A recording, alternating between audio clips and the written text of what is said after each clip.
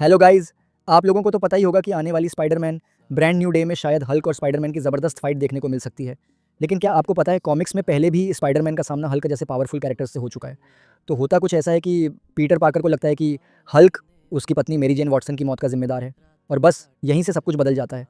इस बार स्पाइडरमैन को हीरो नहीं, इस बार वो सिर्फ एक गुस्से में भरा इंसान है। पीटर बिना सोचे समझे सीधा हल्क के पास पहुंच जाता है और जैसे ही वो उसे देखता है वो हमला कर देता है। शुरुआत में स्पाइडरमैन अपनी पूरी ताकत लगा देता है, तेज पंचेस, लगातार वेब अटैक्स, हर वार में गुस्सा भरा हुआ। लेकिन यहाँ एक ट्विस्ट है, हल्क लड़ना ही नहीं चाहता, वो कन्फ्यूज्ड है, शांत रहने की कोशिश कर रहा है, जैसे उसे समझ ही नहीं आ रहा कि स्पाइडरमैन अचानक इतना गुस्से में क्यों है। लेकिन पीटर के लिए अब कुछ भी मायने नहीं रखता, वो रुकने वाला नहीं है। लगातार हमलों से परेशान होकर आखिरकार हल्क का सब्र टूट जाता है। अब वो शांत नहीं रहता, एक पल में सब कुछ बदल जाता है। जैसे ही स्पाइडरमैन एक और हमला करता है, हल्क उसे हवा में ही पकड़ लेता है और फिर शुरू होता है असली खौफ।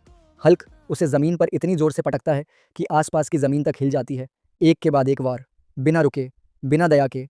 स्पाइडरमैन की स्पीड, उसका गुस्सा, सब बेकार हो जाता है।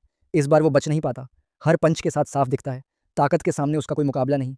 और कुछ ही पलों में स्पाइडरमैन पूरी तरह से टूट चुका होता है, कुछ ही पलों में सब खत्म हो चुका होता है। स्पाइडरमैन ज़मीन पर पड़ा है, खून से लथपथ, हिलने की भी हालत में नहीं, और उसके ऊपर खड़ा है हल्क। अब बस एक ही वार बाकी है जो सब खत्म कर सकता है। लेकिन हल्क रुक जाता है, उसकी सांसें भारी हैं, गुस्सा अभी भी है, लेकिन अचानक उसे एहसास होता है, ये लड़ाई ताकत की नहीं थी, ये एक टूटे हुए इंसान का दर्द था। पीटर पार्कर अपनी पत्नी की मौत के गम में पागल हो चुका था और इस सब में हल्क की कोई गलती नहीं थी। कुछ सेकंड की खामोशी और फिर हल्क पीछे हट जाता है।